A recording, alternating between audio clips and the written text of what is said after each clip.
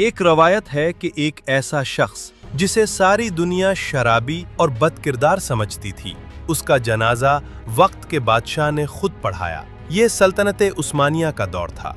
सुल्तान मुराद चहारुम भेस बदलकर शहर का गश्त कर रहे थे। उन्होंने देखा कि एक आदमी की लाश जमीन पर पड़ी है, लेकिन कोई उसे उठा नहीं रहा। लोग कह रहे थे, इसे वहीं पड़ा रहने दो, ये तो शराब खरीदता था और बुरे कामों में मुलव्विस था, हम उसका जनाजा नहीं पढ़ेंगे। सुल्तान को तरस आया। वो लाश को उठाकर उसके घर ले गए। जब उसकी बीवी ने लाश देखी तो वो रो पड़ी और बोली, लोग सच कहते हैं, लेकिन वो ये नहीं जानते कि तुम अल्लाह के वली थे। सुल्तान हैरान रह गए और पूछा, ये कैसे मुमकिन है? लोग तो इसे शराब की दुकानों पर देखते थे।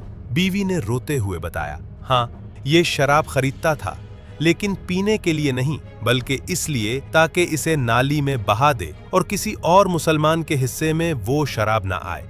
ये बुरी औरतों के पास जाता था, लेकिन बुराई के लिए नहीं, बल्कि उन्हें पैसे देकर कहता था कि आज रात घर रहना और गुनाह न करना। बीवी ने कहा, मैं उसे डराती थी कि जब तुम मरोगे तो कोई तुम्हारा जनाजा नहीं पढ़ेगा। तो ये हंसकर कहता था, गम न कर, अल्लाह मेरा जनाजा पढ़ाने के लिए वक्त के बादशाह और उलमा को भेज देगा।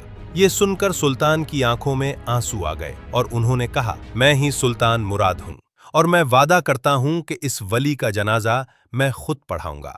और फिर दुनिया ने देखा कि जिस शख्स को लोग धुतकार रहे थे, उसके जनाजे में पूरा शहर उमड़ आया। कभी किसी को उसके जाहिर से जज ना करें। अगर आप इत्तेफाक करते हैं तो कमेंट में बेशक लिखें और शेयर करें।